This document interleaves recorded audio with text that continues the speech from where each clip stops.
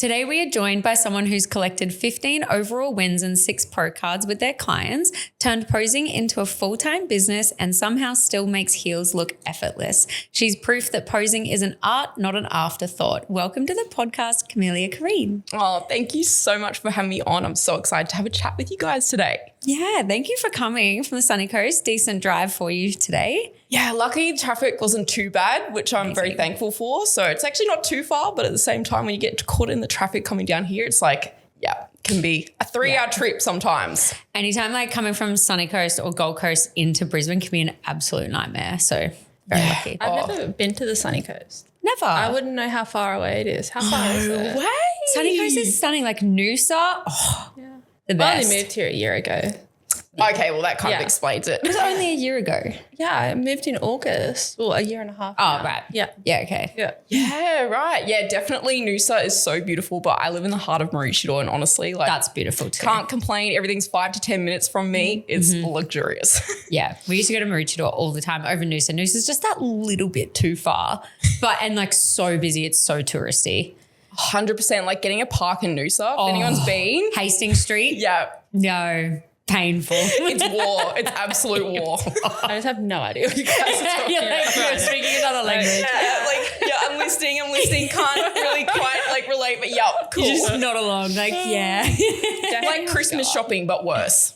Yeah. Yeah, just every day. It's like trying to get a park during Christmas even shopping. in the off season. Yeah, just always busy. Yeah, I would not handle that. I don't like people. Keep you in Brisbane here. So let's get into a little bit more about you. Now, you came from a sales background before you came into posing. So give us a little bit more detail about like what you were doing before you transitioned into this world. Yeah, so it's quite funny because even before I was in sales and product management, I actually worked as a barista for quite a number of years. And I felt like even when I was in those early days, I didn't really have such a direction of what I wanted to do. I did like 6 months of a science degree at uni. So I was doing a lot of different little things and I just didn't really know what direction I wanted to take my career in.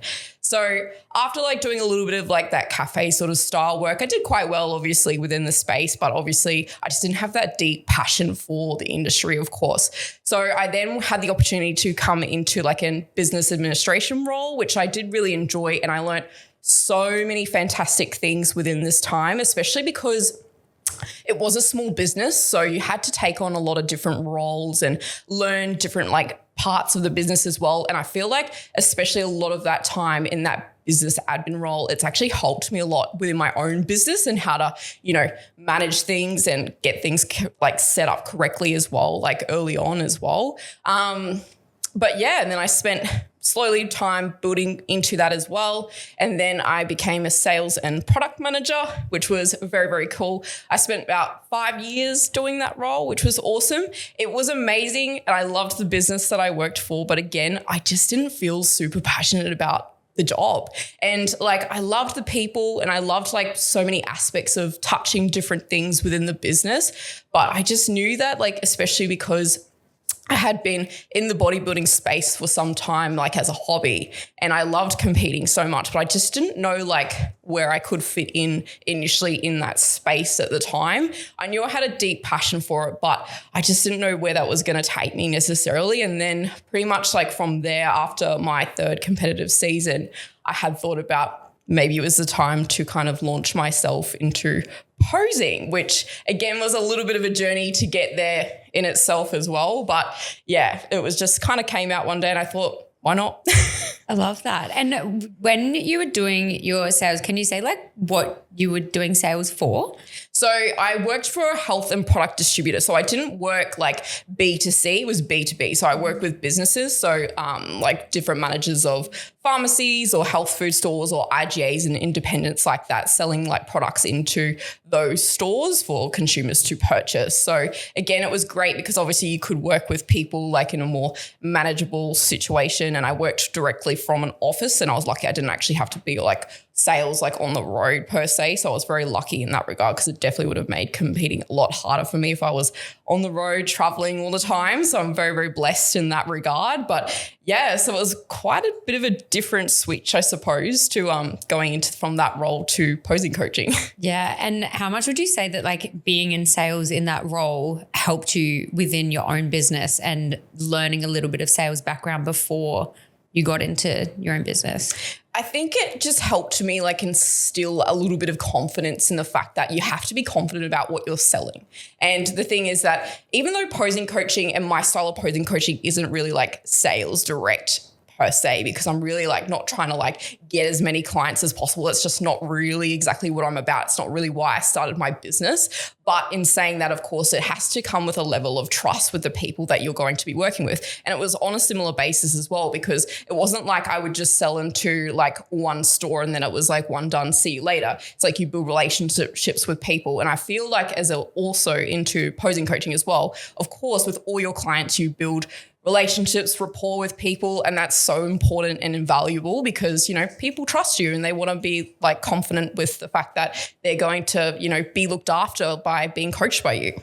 Yeah, that's really good. It's funny how like different careers and completely different jobs that you have can correlate like little tiny bits and they can be so relative to each other in different ways. Oh, 100%. Yeah. I've always been really curious around how the product placement happens in stores and how they buy their spaces on the shelf and things like that. Is that what you kind of did? Yeah, so a lot of that like would be to do with like merchandising. Yeah. So like they would have like maybe in stores, it depends like the size, because if it's like a smaller store to some extent, obviously there'd be like maybe the manager and some like other like team members that would maybe do the merchandising for the store and that sort of thing. But when you're looking at like bigger IGAs or bigger pharmacies and that sort of thing, you know, there's probably a whole merchandising team, a buying team, so that they look at everything, all the brands that they want to come in, like who the distributors that they purchase from. So obviously it just depends on like, you know, what store and what type you're kind of like talking to as well. So that's like where it's like sometimes you have to kind of push and try and get your way in to some extent with these bigger groups especially. It's so funny when I heard about that and it's like you pay for like the eye level spots and stuff like that. And now like I'll be looking at it and I'll be like, wait, let me just check the top and the bottom rows of like the brands that are around that are probably smaller that have like just entered in. And you can find like so many good brands and you're just like, oh, they exist. 100%. You're like, oh, this is like a cool, like a local brand from Byron Bay. Let me get on it. Yeah. I watched the Mingle season journey. The seasoning Mingle, you know, the no nasty Yeah, I literally like live and breathe that curry like powder like at the moment, especially because So I'm in like a good. little bit of dieting phase too. I'm on the taco one at the moment. Yeah, I ran that for such a good amount of time as well. It's so funny because I live and breathe those products. Yeah, I watched her journey to get into like Woolies and it was really intense. I was like, it's insane. Yeah. You said that you competed the 3 seasons before you started your business. So did you start, you're an IFBB now, aren't you? Yes. Did you start in IFBB? No. So I actually started in ICN and it was such a funny year too because the year I decided that I was ready to compete was in 2019 and shortly to come forth was, yes, the lovely COVID. Mm-hmm. So I was actually incredibly lucky to step on stage that year because even though I was doing like my little prep building phase at the time, like it was structured, but it probably wasn't as structured as obviously we see things today within bodybuilding, which is fantastic. But I did my building phase and then we pretty much went into lockdown. So the season A shows were cancelled and I was planning on competing at the end of the year anyway. So I just had to kind of like wait it out. And I remember a vast majority of my prep was actually done and my building phase too was actually done in lockdown, which is funny enough. But I just had this like determination. I actually didn't even really care to some extent if I didn't get to step on stage. I just wanted to see it through. And I'm so glad that I did because it showed me obviously that I could, you know, train through the adversity and especially with the unknown of whether or not I was actually going to step on stage that year because a lot of people chose to not compete for obvious reasons and totally understandable, right? But yeah, and then so pretty much that was my first season. I decided to do ICN, but pretty much like from that as well, that was the only show that was actually available for me to do because even though things were opening back up at the end of the year, a lot of other federations actually decided to not have shows for, of course, obvious reasons. I was going to do AWMBS as well, but then they obviously didn't decide to go ahead as well. So that was my first ever show and season. I only got to do one, but it was a great show and it instilled a lot of love for the sport and that I could actually be kind of good at this. Out of curiosity, was that one of the hardest preps you've done because it was so different? The funny thing is that like it wasn't hard in the regard. I had such a good mindset, and I think because it's your first prep, you're quite like blind to what's like happening. You really don't know what's going on or what to expect, because as much as people can prepare you for things like low energy and, you know, feeling like sluggish and, you know, that it actually does get quite challenging to upkeep your training and that sort of thing. You don't really know what that feels like until it actually hits you. And because I was actually just so excited, I feel the majority of the prep, I didn't really feel that like deep, like, you know, like fatigue and tiredness to some extent. I was tired, but not to the extent that I feel that people can often, you know, experience within a prep. And I definitely felt that in my later seasons. I would say actually probably my last prep was my hardest prep for sure. This is going to sound really silly, but how did you train during that prep? During COVID. Yeah. So like thankfully the gyms opened up towards the back end of the prep, but in the first initial portion of it, pretty much as soon as lockdown happened, I was like thinking to myself, there's no way I'm not going to be training. I've been working on my physique for the last few years. I'm locked in. So you best believe I went to my local store. I bought all the weights they had available, a barbell. I got a squat rack, I believe, from Aldi. And yeah, amazing. I was just so determined to make it happen. And honestly, I was so sore from that training because, again, a lot of it was, you know, just like free weight exercises as well. So I just had like a great stimulus. It really taught me to train hard. And I was up in my gym at like 4 a.m. in the morning in the garage, and because I still had to work. And luckily enough, I was actually thankful that I could go into work because I was actually in essential service at the time. So that was a really good thing at the time. But yeah. It was wild. I remember the prices just like skyrocketing for gym equipment and stuff. It was such a wild time when you think about it. And there was like massive weights on it, and yeah. I remember the gyms in Newcastle were hiring out their equipment because they couldn't open, so they're like, "Come and grab it, everyone take it." That's trust. I was working in a gym and we had a cafe and a kitchen, so we stayed open the whole time. But I had like a 3-level gym, and it was just like us 5 workers that were there, and we used the gym the entire time because it was our place of workplace, but nobody else was allowed to use it. So it was like the best gym experience you could have because there's like 3 of us in this 3-story gym. It was actually a great time. I was all locked in. Yeah, I was prepping at a similar time. That was like my first show that I competed in as well. It was like around COVID time too. Yeah. In prep, don't you use a lot more pin-loaded machines so you avoid injury with free weights? Depends on your coach too. 100%. I think more so nowadays, I think depending on what the goal is, of course, when it's like hypertrophy, there's just probably better machines for, you know, targeting the like muscle tissue that you're trying to, you know, grow and stimulate, obviously, to have the desired look. Because a lot of the time, obviously, especially when it comes to like the category that I compete in, which is bikini, it's so specific with what they're wanting, you know, look-wise. So it's like I can't really grow everything. I'm trying to grow like specific things, and obviously the further advanced you get, the smaller like little details really matter in bringing that like closer to that pro level look, really. And then some coaches would be like, they bring you away from free weight movements just to make it like a safer, strict movement with a machine because it's like high risk of getting injured. Say if you're using like free weights or a barbell, sometimes they'll be like, okay, do it with a Smith machine rather than a barbell. So it's just like you can only go up and down. It's a whole new world for me because I've never touched foot in it. Yeah, so yeah, I always have so many questions about it because I'm like, it's so different. It's so interesting. The first bodybuilding show I went to was Kira's. Yeah. God, that was ages ago. That was so long ago. How cool. But you own a posing business now. Yes, I do. And that's full time for you. Yes, that's correct. Let's get into that. So when did you go full time? So last year was my first full year full time in the business. I decided to completely leave my other full-time job that I was at for nearly 5 years. I think it was August in 2024. So yeah, I've been in it for a little bit now, which is good. Did you kind of do the whole side hustle into full-time, really working hard, a lot of hours? Yeah, absolutely. So when I first decided to launch the business, I launched it in January 2024 officially.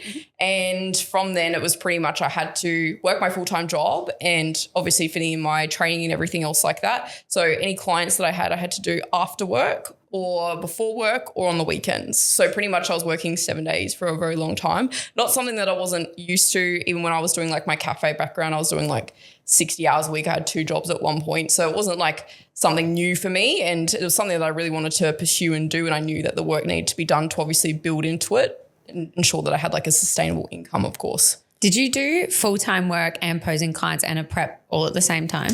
No. So thankfully, I actually haven't had to prep as of yet. So this will be my first year that's coming up this year that I'll actually be prepping and having my business, which is very, very exciting. So no, I think initially earlier on it probably would have been near impossible, especially with the amount of attention that I give for my clients. It's definitely not just within the posing lesson, thank you, see you later. It's not like that at all, my service. So yeah, I don't feel like that would have been very possible for me to give like 110% in all those areas, and especially not like my 9 to 5 as well. I would have been pretty dead.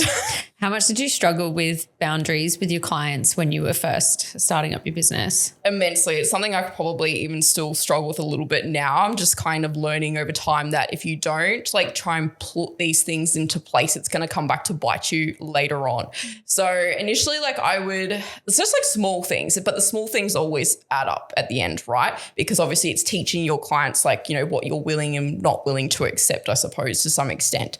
So I just would respond to people at like all times of, you know, the night of a weekend, like 10 o'clock at night, because I felt like anytime someone messaged me at all, I needed to respond to them. And even at my, like when I was working my 9 to 5, I'd see like a message come through on my phone and I'd just be like anxious as anything, just needing to respond to them. It wasn't even like it was anything bad. It was just like, hey, can I book in a session? It was like, I must respond to this person within like 2 minutes or they're not going to come to me, which is crazy because it's just not true.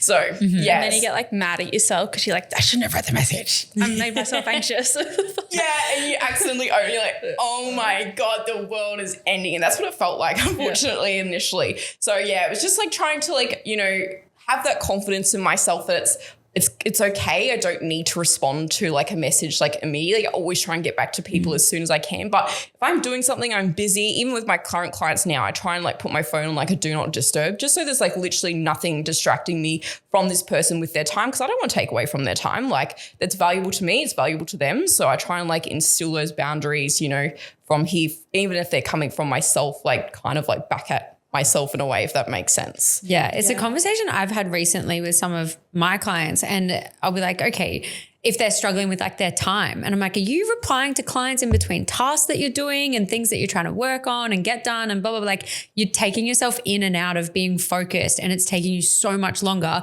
The world's not going to end if you don't reply to someone for an hour, 2 hours. Like they will know that you'll come back to them and reply to them. And I think it's come from a space of everyone always advertising 24/7 access. And it's like, no one has 24/7 accessibility to you. Are you going to reply at 3 a.m.? No, like put some boundaries in place. And I think we're coming back to like, okay, no, I'm not available 24/7 and the clients will be okay. Yeah, 100%. And like they will be completely fine with that. And I find that even when I'm trying to get other stuff done, that's going to benefit my client. That's going to benefit the business, like, you know, setting up new like systems or trying to get other things done that's going to be add value to them. And then I'm sitting here like taking time to reply to things that maybe are not super urgent and that sort of thing. When I've got this other task at hand, it's like, well, I've tried to like switch it and like frame my mind where it's like, this is actually not helping them either. I need to help me to help you. Yeah, you've got to be in your best to show up as your best for them. Like the better that you are with your time and your boundaries, the better you can show up as a coach for them. 100%. And I think like one thing I've especially learned over the last like year or so as well is like taking the breaks when you need them. I don't need much or them very often, but I get like such a refreshed feeling, even if it's like one day where I just maybe am not on my phone as much on like a Sunday or something like that. You know, I might be doing other bits of work. I might be doing other things like with my partner and that sort of thing. And I know it's like everyone's like grind on, like, you know, you got to push on, like, you know, to get to a certain place that you need in your business and that sort of thing. But I've seen such valuable growth by ensuring that like I'm also like looking after myself and making sure my goals, like even personal goals outside of bodybuilding and that sort of thing, are still being met. And that can be like a goal of, you know, hanging out with your friends or hanging out with your partner or spending time with your family. They're times that are really important and they help fill up your cup. So then when you come back to your clients, it's like, I'm so ready for you. Let's go. I feel like that as well. Saturdays are my day offline. Sundays are like pending doom for me because I'm like, oh my God. I try not to log in, then my whole life is over because I just get so anxious. We have a conversation a lot around this, and I feel like a lot of the business advice is so masculine driven, and females are not the same. Like we have to work so differently to have our cups fulfilled, and it's the value of what you see the business. So some people might work 24/7 and that's what they value, but I value having a business that I can take time off and enjoy everything. So it's really important. There's something that you said around the service with your customers, and as a service-based business owner myself, I can relate. It's when they pay you for your time, you give them the time and you have that boundary. Have you found that like not other services, but have you found that people don't know how to measure that value? So when a customer's with you, they can be really distracted. Like, was that a really big value getting into business? I find that like most of the time people are very like involved with me, like when they are like within their session, or, you know, when they are sending their check-ins and things like that to me. I haven't really had to experience people like not be like fully present. I can kind of tell when people are having maybe like a hard day, or, you know, and there's other things going on. I will have a chat with them because, you know, at the same time, it's like I need to make sure they're emotionally okay, and I don't want them to do something that they're just not ready to do right at that present moment. But most of the time people are pretty, you know, invest in the session and, you know, very present and that sort of thing. But I can kind of tell if someone's like not really keen to, you know, maybe continue on a prep or do the prep. It kind of like unfolds in ways obviously outside of my lesson because, you know, at the same time, a big part of this is going to be with their prep coach as well. With your posing, it sounds like it runs really differently. My understanding of posing is you pay for a session, you complete it, and that's kind of it. And your coaching sounds like it runs very, very different to that. Do you want to give a bit of a breakdown of what it's like? Yeah, of course. So one thing I've tried to ensure and educate when people do want to work with me and sign up with my posing coaching business is the fact that I'm offering a coaching service. So again, we do have our posing lesson, which is, you know, our like big rock here, which is what obviously the foundation of everything is, where you're going to learn your routine, what to do on stage, and of course, everything like that. So when you do sign up for like subscriptions with me, like weekly or fortnightly, we can do check-ins, which they send their check-in video to me of their posing. I review it, give them a Loom video back. Sometimes it's like 10 minutes long. Even people look at me thinking, how are you sending someone a 10-minute video and their coach sends like a 2-minute video back like for their, you know, which is nothing wrong with that, of course. But, you know, that's just how detailed I get and go into it because I actually just want the best outcome for them. And I want every opportunity for them to obviously improve between our lessons. And sometimes when you work with different people, they work really well. So obviously different people have different learning styles, like kinesthetic and, you know, yada, yada, yada like that. But when we go into it, it's like great because so many people get so much value out of it. And like, you know, 9 times out of 10, the people that, you know, do send their videos to me and hold themselves accountable to their practice, it shows me obviously that they're willing to put in the work and it shows on stage. So, you know, they have like an undeniable like stage presence. Their routine looks beautiful and it's just a product of their hard work. So it's just a accountability thing a lot of the time. And then of course, you know, if they have questions, I want to help them with their presentation, like what bikini color they want to choose, what hairstyle they're going to do, how they're going to wear their hair because it affects, you know, the pose or the back pose and so many different aspects of presentation that's really going to hopefully like one up that person on stage. I want them to have the best opportunity possible to do as well as they can. And obviously all of these little details, you know, your prep coach has got so much other stuff going on. Like, do they really need to worry about what bikini color you're choosing or like how you're going to have your curled hair or straight hair? They're worrying about your peak week, the food you're consuming, managing your fatigue and so many other things. Yeah, It really comes down to them kind of details. Hey, the hair, bikini color, lip color, Literally. Yeah. Yeah, it's very cool to hear because it's like you're not just doing their posing, you're looking at the entire package they present on stage, essentially. Did your business model come from an experience which you wish you had rather than just paying for a posing session? Yeah. So to be honest, like, and I love all the posing coaches I've worked with, write home about them. I think they are incredible. But from my own experience, I had never gotten anything like that. And I just thought to myself, how valuable it would be to actually just receive something like that. Because, you know, there's just so many things that I just didn't want to even ask my coach. Like, I didn't want to ask my coach these questions. One, like, he was a male. Two, even though he probably had like some good insight into these things, I just didn't feel like it was like his responsibility. And that's kind of where it came from. And I thought there's just so many elements to the presentation aspect side of this sport because, you know, and when the more you read into it and the more you learn about it, it's like you look at like who places like 1 to 5 on a stage. Their presentation is immaculate. Their posing was fantastic. You really never ever see anyone like in that top 5 realistically who doesn't have like good posing, who doesn't have like a really like beautiful aura about themselves, and also like tapping into the fact it is going to be a nice like representation of them. It's not like going to be, you know, a copycat of like someone else, even though we have, you know, similar things that we do, you know, in terms of colors and that sort of thing. It's always going to be hopefully like a representation of the person to some extent. I like that. It made me think of when you were like, I wanted someone to ask these questions to and not my coach. It's like, hey, do you think I should get full covered diamantes? Or like, do you think it's fine to go like a little bit spaced out? Your coach would be like, what? Coach is probably so grateful. It's probably like, I don't want to pick how much diamantes you have on the top. It's actually the truest thing though, because they're like, okay, so like what kind of scatter combo should I get?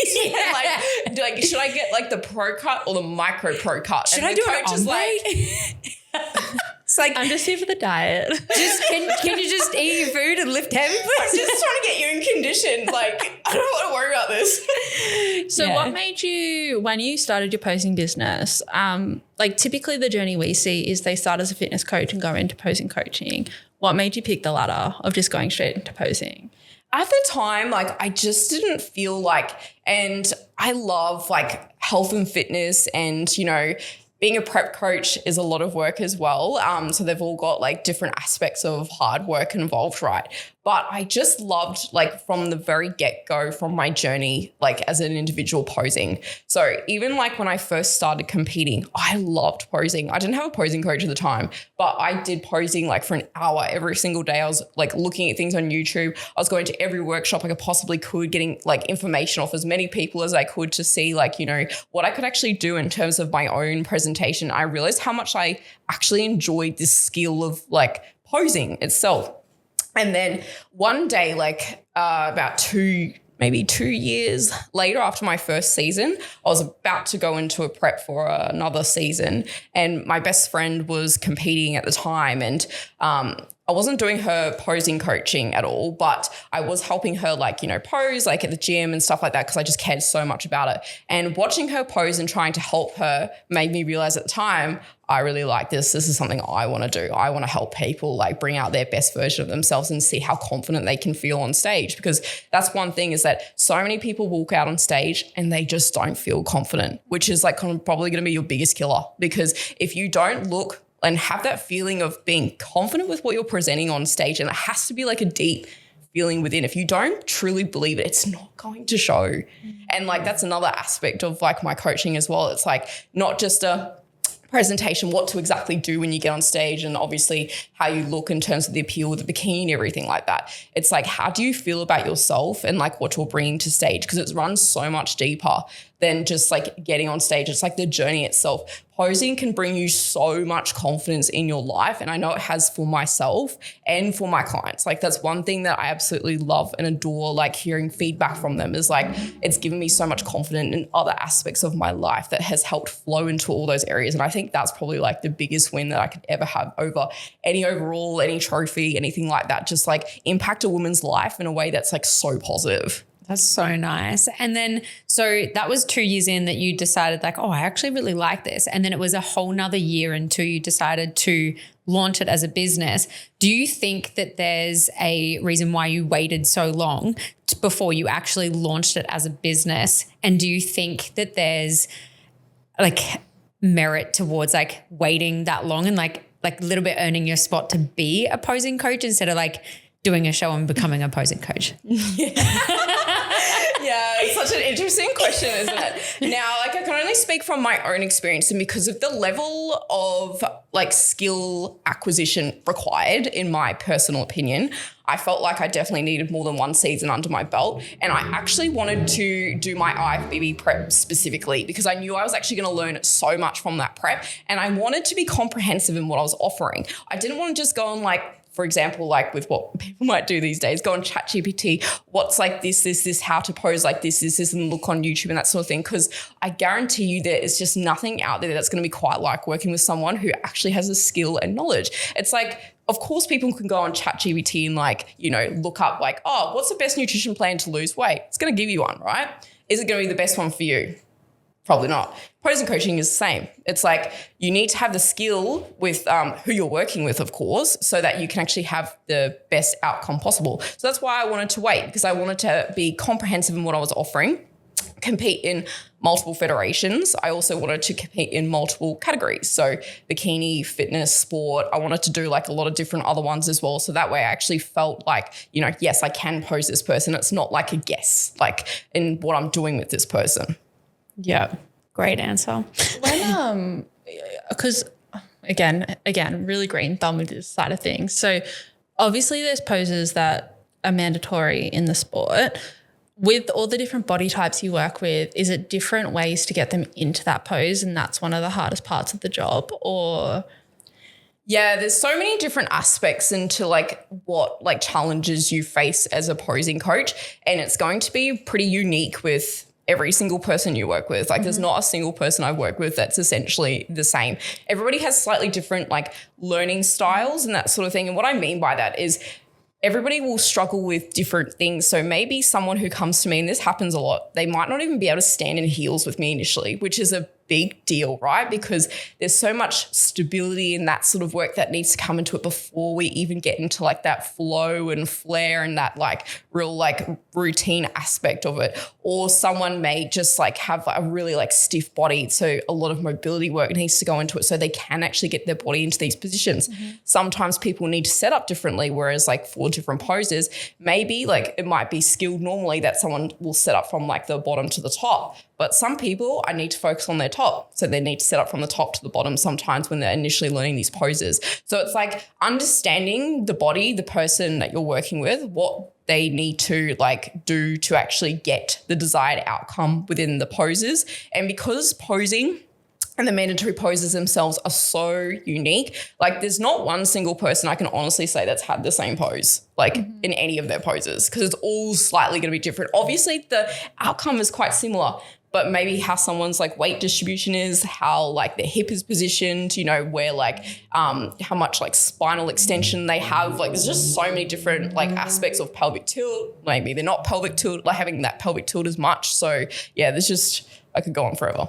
so much. I could just imagine when you've got like a client in front of you and you know that thing where it's like all the numbers on a board and it's like even like trying to work it out, you're just standing there being like calculating all of these things in your head to be like, okay, what do I need to do for this person? Actually, but as you get like further along into, you know, obviously being a posing coach, I kind of can pick up like quite quickly now, all right, this person needs this person needs that. And it's okay if it's like, you know, sometimes like learning, all right, well, this didn't work. That's cool. It's like, I've got something else for you. So, you know, and just understanding that you'll always have tools in your toolbox to help this person and just be confident that you have those tools, because again, like you're going to be working with so many different people. No one is the same, which is the great part about it. So that's why there is so much variety to what I do, because a question people always like often ask me is like, oh, do you get bored of it?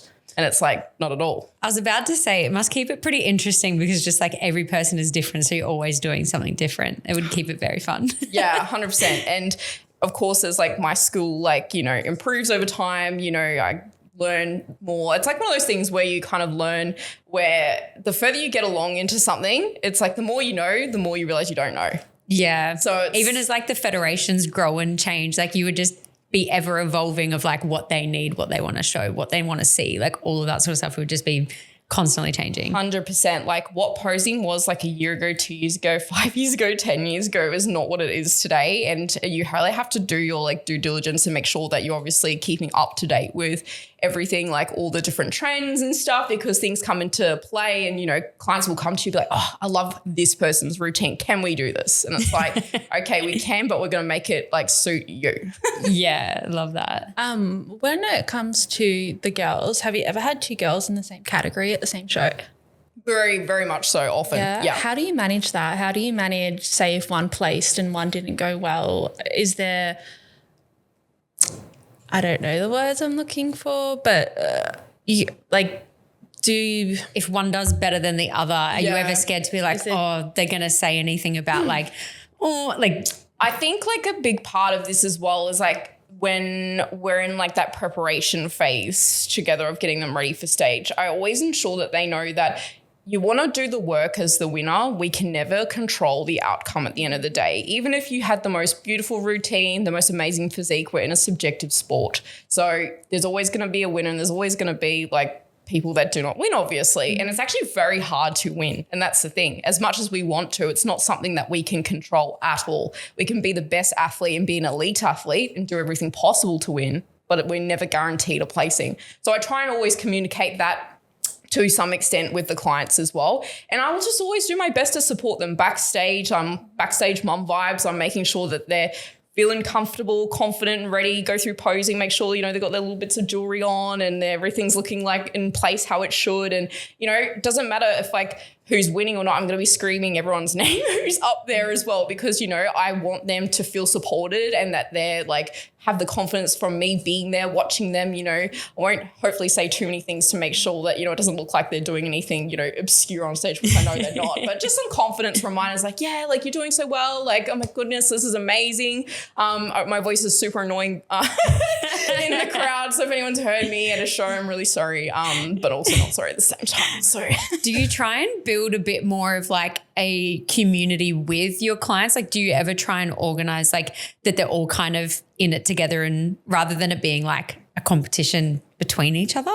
Yeah, so it's something I want to build more so this year is like that community aspect of like maybe some like events and stuff like that. The only challenge that I kind of face with that is like a lot of my clients actually work with me online. So they're just across Australia and then international as well, which is so cool to say sometimes. So I definitely try and like build that aspect. But what I found is because like I try and be super supportive with the girls, they kind of get that vibe and it kind of builds. So I feel like it's like, you know, what you surround yourself with kind of like, well, you attract and you kind of will put that out there. So because I feel like I give that sort of like supportive, like community sort of like energy and vibes with like even my Instagram page and stuff like that, it's very inclusive, you know, in that sort of aspect. The girls often like connect with themselves. And when I see with that, like maybe one girl's like in another state and then I've got another girl like maybe in Queensland or WA or something like that, and they're chatting online, I can see them commenting on each other's stuff. I'm like, this is the coolest thing ever. It's so cute because it's such a lonely sport sometimes. So if people can find another friend that's doing something the same, like it can be so nice to just be able to have a chat with someone who understands what they're going through. So that's so cute that they find each other. Yeah, no, it's actually adorable. And it's so funny because even though like it is such a lonely sport, I have so many more friends and so many more opportunities that have come to me since I've been doing bodybuilding, not even just like my business. It's crazy to me because, you know, when I think of it, it is such a like a, you know, lonely kind of like sport to some extent. When you do the prep itself, it's very like solo. But at the same time, I've never had like so many amazing people. It's not like I have like 5 million friends or anything, but like I have so many amazing people in my life just because of this sport. And I couldn't have imagined this like 10 years ago. Somebody told me that this is where I would be today, like, you know, chatting with you guys about my business. I wouldn't have probably believed them. That's awesome. And so one of the days you did tell us that you had 14 people compete on the same day. What was that day like? Is that a blur? That was honestly, it was probably one of the best days of my life, to be honest. And I mean like truly and sincerely. So my partner was actually competing the following day as well. So shout out to Dan. I was like, had all the things going on in my head. So that weekend was very special for me, definitely. But yeah, it was crazy. And I feel like because I prepared everybody so well, so early, that's why working with me early is imperative, because anyone who actually does posing will tell the next person, start early. Yeah. As soon as you want to compete, start, because it's a skill. It takes a while to learn, and you don't want to learn it stressed, because when you're stressed, you won't enjoy it. You won't want to practice, and it's going to show on stage. So I felt like because of the group of girls that I had, they all started with me with adequate time. Everyone was super prepared. It was just an amazing day. It was just a beautiful celebration of all this hard work. So 2 of the girls I had at a show that was one was up north and one was overseas. So I wasn't physically at that one, but I just messaged them to make sure that, they were cool and all good to go. But yeah, honestly, it was just incredible. Like I didn't feel too panicked. I felt very calm, which was good. I just was confident in the work that I've done for them, and they have all done the work for themselves. Amazing. That's cool. That would be a very surreal day, especially if they're posing by Camellia, and you'd be like, yeah. It was really cool. Like I remember when I was sitting there, because I'm not really a numbers girly. Like I probably should be, obviously, being a business owner, but I'm not really that super orientated like that. And when I'm adding up different things, how many lessons I had done, when I was doing a recap of the year last year, I thought, wow, I'm actually doing all right. Do you have a moment where anybody's gone I could tell she was one of your girls? Yes, a lot. I was about to ask that. Can you tell what competitor has trained with what posing coach on stage due to their routine? Yeah, a lot of the time there'll be certain posing coaches that have a certain style, which is nice because it means, there's variance in the industry and you've got different choices. So that means that, you have the choice to go to a person with the style that's going to suit you and your personality. Because again, what works for someone isn't always going to work for someone else, Obviously I'd love to say I can kind of encapsulate, so many different things, but, sometimes, I think being a proud posing coach is also realizing that, sometimes there's going to be other styles for other people, and that's okay. Absolutely. If this is a bit of a rogue question, but if there was one thing you could change about a bodybuilding prep, what would it be? Oh. Anything at all? Yeah, anything. Even unrealistic. That you could just maintain your bulking calories and get lean. That's surely it. Yeah. Surely, I feel like everyone, surely they'd have that answer. This is a bit of a funny one as well, but how do you feel when a common bodybuilding food goes viral and you can't get it anywhere? Oh, I think I feel quite okay. I think the only time, I know it's this is not even going to really relate to this, but I just remember how back to COVID. So when I was in that building phase and everyone was eating all of the meat and taking all of the meat, this is what was I didn't cope well with it. Yeah. That's all I could say. I'd have these little moments of, getting such a first world problem. But I was getting so mad about it. I was these people aren't even doing this prep. What a self-centered little girl. Honestly, who in the heck, somebody might need, respectfully, they probably don't need 10 kilos of mince, what people are doing buying up. But, it's okay. Other people need the mince just because you're doing a bodybuilding show, sweetie. It's I feel like fine. I always see where it's egg whites get complained about a lot. Yeah. When the cottage cheese viral recipe and no one could get cottage cheese, and then now it's the YoPro. Remember when there was a YoPro shortage for a month? There was, and then now there's cheesecake has come out and people are so mad about that cheesecake. This trend has gone in so many different directions. It's so people funny. are stoked, people are mad, people are this is not a cheesecake. Respectfully, I don't think it's a cheesecake, but still love some Biscoff Bickies, love some yogurt. Yeah, just even Brett Carrington did it with cottage cheese, and the internet was not happy about it. But have you seen the Americans have taken it and actually shoving the biscuits into a tub of cheesecake? The cheesecake. That sounds way better. It's so funny. I just love when people get so incredibly mad about such ridiculous things. They're it's not cheesecake, it's yogurt. And bodybuilders have been doing this for years. And I'm get over it. Chill, Karen. I know, it's okay. Let someone call it they call it cheesecake in quotations. And I'm no one's claiming this is a cheesecake. People just get so entitled, and I feel just so upset over things that are grow up. No, not a first world problem. If that's the worst thing in your day, I think you'll be all right. It's literally always yogurt. It's always like YoPro, Chobani, something like that everyone's cracking up over. Yeah.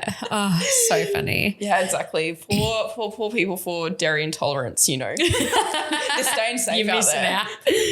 out. So do you see yourself always competing as like a bodybuilder yourself, or is there a stage where you see yourself like stopping competing and just being a posing coach in the world? Yeah, definitely. So I love competing so much, but I think one thing that's taught me this last off season, especially because it'll be 3 years by the time I get back on stage, is how much I love the off season and how much I love being a posing coach more and a business owner more. So like that for me has been such a fulfilling aspect of my life. And I'm not just a business owner. I'm not just a competitive bodybuilder. I'm not just a girlfriend or, you know, a sister, a daughter or anything like that. I am a multitude of things that string and make up who I am today.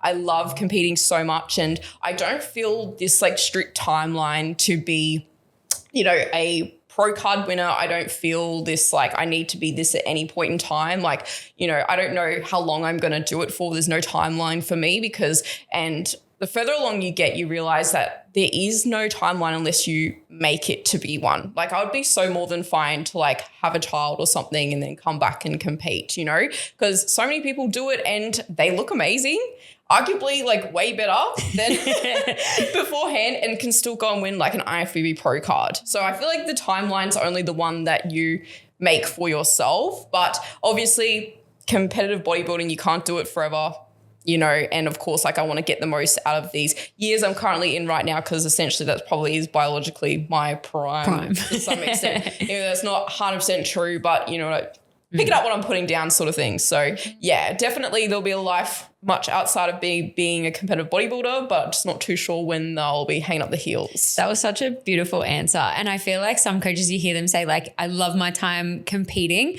but they're like, watching my clients on stage gives me more joy than being on the stage myself. Do you get those feelings? 110%. I'm more excited the night before a show for their show than my own ever. Yeah. And I feel like the more I compete, the more pressure I put on myself to be a good athlete and to do better each time you compete, which just you shouldn't necessarily have. And it's even one thing I'm trying to make sure that, you know, when I go into this season now, because it's going to be my first time as a posing coach, it's like pressure because you're posing to be a perfect like presentation. And I'm going to try and like talk to myself in a way that I talk to my clients. Like you walk out there, something will not go perfectly. And I know that. That's just like very, very normal. You can obviously do everything in your power, which I have done this off season, to have an immaculate presentation. But of course, you know, there's going to be things that you can't control. You're going to learn things with the flooring. There might just be something completely random that you can't plan for. And that's just like the beauty of the sport, is like, you know, you just need to learn how to, you know, continue on through adversity. And, you know I'm going to still present really well, because even half the times I look on stage and think, oh, that was going to be absolutely horrible. I look back at the videos like months later, I'm like, wow, that was actually kind of slay. Like, I don't know what I was thinking about being at like the doom and gloom end of the world after getting off stage then. So we're so harsh on ourselves. We are. It's the same thing when like you feel like you weren't looking ready enough in a photo, and then you see it 3 months later and you're like, how did I think I was not ready? Like the blinders that you have on are crazy. Oh, it's so bad. Even post-show you think, oh my God, I'm fat. And you're like 1 kilo up and you're literally like still got like all these like striations in your shoulders, and you still look like a malnourished child, and you're just thinking like, what on earth, who allowed that thought? Like who allowed that thought? It's a battle for sure. I was going to say, with being excited on your clients' days, it's like you get the thrill of the show without the dieting. Exactly. Full of food, full of energy, full of love, full of life. I love that so much. And so what would you say is some advice for any girls wanting to get into bodybuilding to be a competitor? And what would you say is like a trait of someone who stays within bodybuilding and doesn't just like come and go, like does one show and leaves? Such a good question. There's so many different things to answer with this. I think if you're starting out and you want to do bodybuilding, of course, I think first and foremost, get a good coach under your belt and, spend time loving the process because, if you're building those foundations where you enjoy training, you enjoy fueling your body, not just like trying to live in this weight loss journey, enjoy your training, sleep, hydration, find other things that you really enjoy within that like aspect of it. That's going to create that longevity. If you just have that desired goal of that body composition aspect and it actually has nothing to do with the process, then you're really probably not going to be able to stay long within the sport. It has to be very process orientated, not outcome orientated. That's one thing I've really heavily had to focus on, especially because I think earlier on, like not that it came from this, but eventually like after my like second prep, I was very like based on like how I looked all the time and how I needed to look for people online. And, I needed to stay like very lean body composition to make sure I was a good bodybuilder when it's just not true at all. So I think like finding a good love for the process in that aspect is super important. Spend time in an off season for a long time. Trust me, like building muscle takes time. Unless you're like this genetic freak, it's probably going to take longer than you think.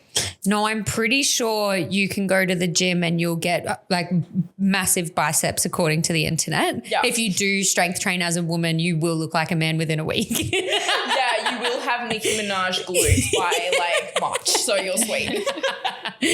Still trying to grow some glutes, guys. Still isn't happening at 10 years down the track. Accidentally gotten jacked. I'm still trying, really not there. Oh, funny. I liked everything that you said there. And I really liked the vibe of making sure that you're not focusing on too much of external validation when you're going through the entire process. Because like you said, making sure you show up online a certain way. And I feel like that all ties into that is like making sure that you're doing it for the right reasons. Yeah. I feel like show day is so exciting and glamorized that people are just like, I really want to do that. And they don't understand the actual commitment and process it takes to do that. Yeah, 100%. Like the thing is, in the reality, your showing or your like competition date is a very small snippet of your life when you zoom out. And it's like that whole process leading up is going to take up so much more space of your life. So if you don't enjoy the process and the lead up to the show, it can feel like that all for nothing, especially if you didn't get the desired outcome, because again, it circles back to the fact that you can't control whether you win or not or what the outcome is on the day and that sort of thing. So if you weigh like your success on placings, that's where you're going to come into some problems because it's a subjective sport. You don't know who's going to show up next to you. You can do everything in your power possible to be the best athlete and someone can still beat you. And that's just the unfortunate reality of it. So you have to learn to enjoy the process, like for the whole thing. Love your training, love the posing. There's so many cool aspects to like feeling good about yourself when you're posing. It's like this really like, I don't know, in a way, it's like a sultry confidence that like will kind of flow, like I said, into other areas of your life. So find the love in the other aspects of it, because then no matter what happens on the day, you did everything possible to achieve your goal, which was doing like everything to the highest level that you could possibly do at the time. And you'll have so much more of a rewarding season because of it. Yeah. And the lineups are stacked these days. It's crazy. Like even like when I think about like the physique I bought like nearly 2.5 years ago to stage, I don't even feel confident that would place some like today. Yeah, it's grown so much for what the requirements are. When I watch the shows, I'm like, holy, everyone just keeps getting fitter and like striations, and it's just like I couldn't call who's going to win anyways, but I'm like, I couldn't even tell out of a lineup who's going to place because of how crazy it is these days. Yeah, absolutely. Like it just keeps getting bigger and leaner in some extent. So that's why obviously like even within the IFBB, they've introduced Fit Model, which is fantastic. Yeah. So obviously, you know, they've got like that, you know, more entry sort of level category, which is incredible. But yeah, so still trying to grow. Obviously, that's why I was not opposed to having an extra long off season this time. This will be my longest one. So yeah. Is bikini starting to get a little bit bigger with criteria? So bigger muscles and... Because America's a bit bigger than us, is that correct? It's hard to say because it really like it should be the same and like technically like within the IFBB and NPC, if we're talking specifically like about this federation, it should be pretty much the same that they're looking for across the board because obviously we're all trying to be on the same playing field, right? But essentially, you know, you go overseas and sometimes, you know, you do get rewarded differently to what you would here. And it's because, again, it's a subjective sport. And the thing is, there's different judges. So it's like you're not going to fly the exact same judges across the world for every single show. So there's going to be some variance into what they think is the look. And because they don't have like this picture perfect, person that this is exactly how it's going to look, because bikini even in itself looks so different on so many different people. Yeah. And I know people think, well, yes and no, to some extent. Of course, we're looking for an hourglass silhouette, top to bottom balance, nice, muscle insertions, glutes and conditioning, and, broad shoulders, nice wide clavicles and that sort of thing. But even though in saying that, that's why even posing is so different, because nobody's body is the same, yet all these people can still be a great representation of bikini. You look at the Bikini Olympia lineup, they're all like quite different bodies, but they still embody that bikini look. So yeah. I love when you see the overalls and it's like from each different height category next to each other, and it's like the shortest like winner to the tallest height, and you're like, oh my God. You're like, how do you compare them? Like that's to me as well. But it's like, okay, you have to look at them each individually and not next to each other. And I'm like, oh, that's crazy. The girl that recently won overalls last season, she was in the tall category. Yeah. And just the sheer differences, I was like, them judges, like they got a hard task. So good.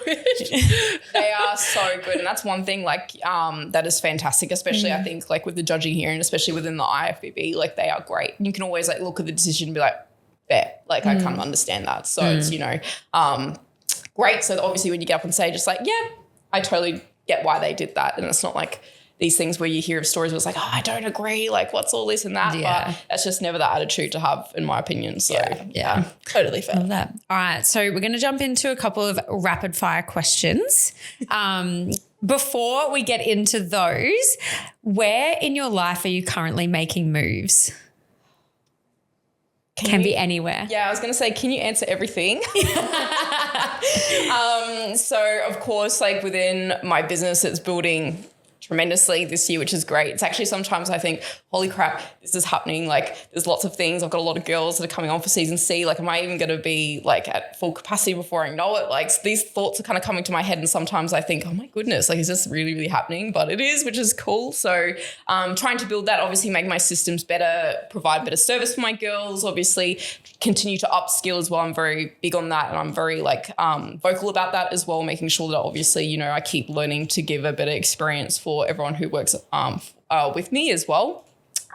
Trying to be an awesome athlete as well this year. This is going to be my best prep yet for sure, because all the things are in line as well. I, work my business. My partner is coaching me to stage. Like I've done a lot of work in the off season to bring my best package yet. I'm very confident in the changes I've made to my physique, not necessarily in a placing way, but in what I'll be presenting, that it's like going to be a lot closer to obviously what they're looking for criteria wise, in hopes that obviously I'll do well when I stand back up there. I'm also trying to spend more time with my family this year, because it's one thing I always don't do very well in a prep or when I'm very busy is I always go, oh, I don't have time to do this. I don't have time to go like to this dinner or like see this person or do this, which is like not a good way to be, because like I circle back to like earlier in the episode as well is, those things are important for growth, to like make sure that your cup is full so you can pour into those other areas. And how much better does someone feel when they do things that, fill like your soul with like lots of love. So trying to focus on those things and support my partner as well and his business and watch him grow as well, and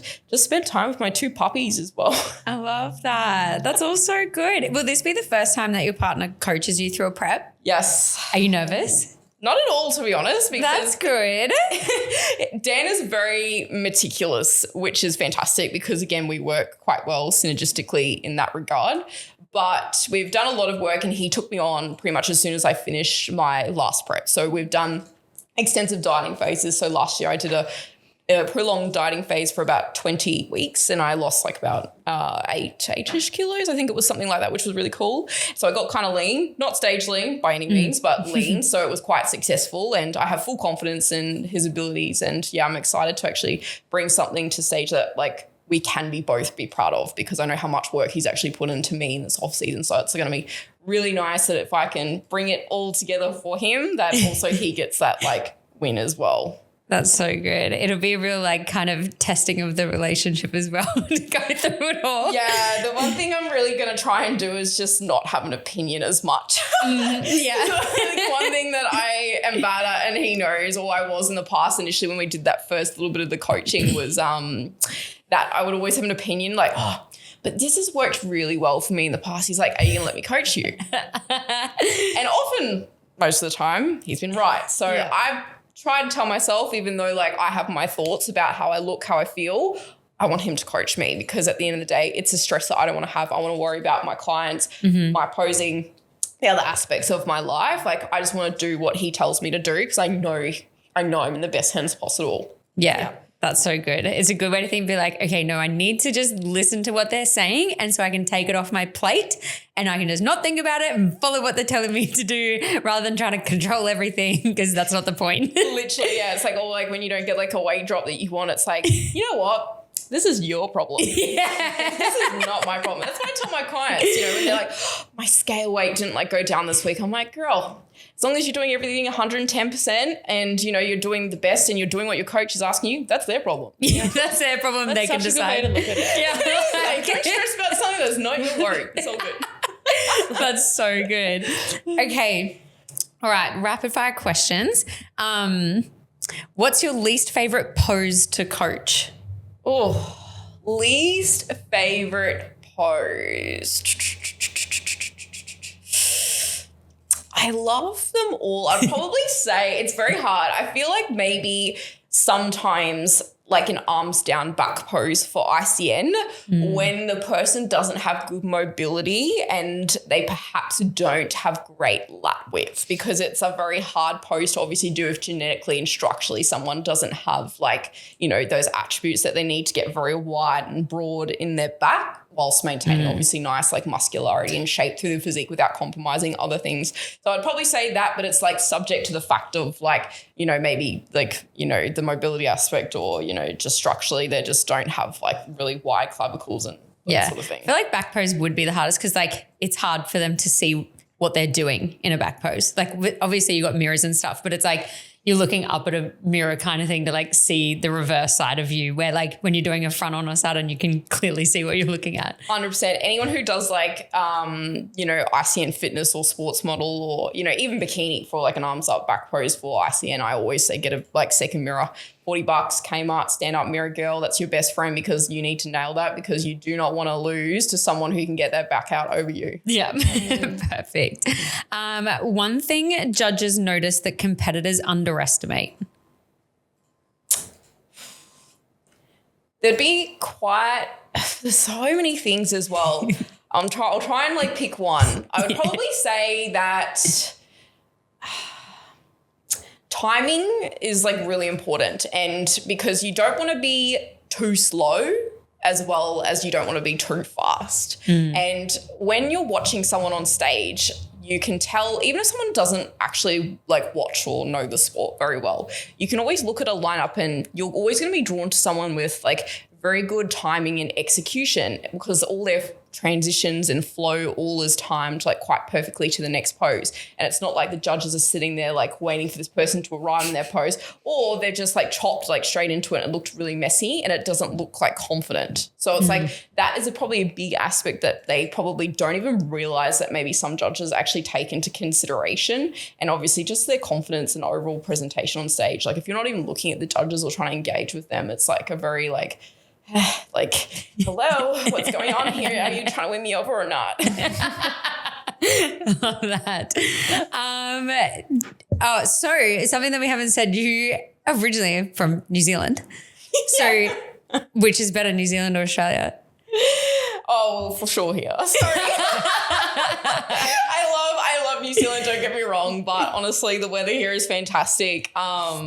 Yeah, my life here has been amazing, and I was quite young living in New Zealand, even though it was so great. I came from a little like kind of country town and a country school. Like I went to a school where, boys didn't wear shoes to school and that sort of thing. So very humble beginnings, but yeah, no, my life and opportunities here have been fantastic. And I would even say that, it is growing over there, the sport, bodybuilding, definitely more as the years go on, but like my opportunities here for this side of the sport here is definitely bigger, I would say, in that regard. Perfect.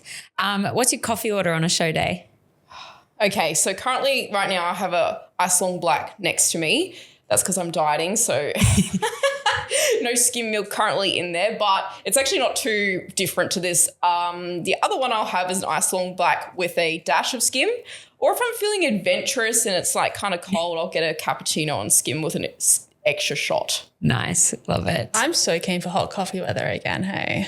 See, I love iced coffee weather. I just want I have come around a cappuccino though, to be fair. When you go to a cafe and they give you an iced coffee in a fugly glass, it ruins my whole that day. does suck. Like they can't give you a shit cappuccino, literally.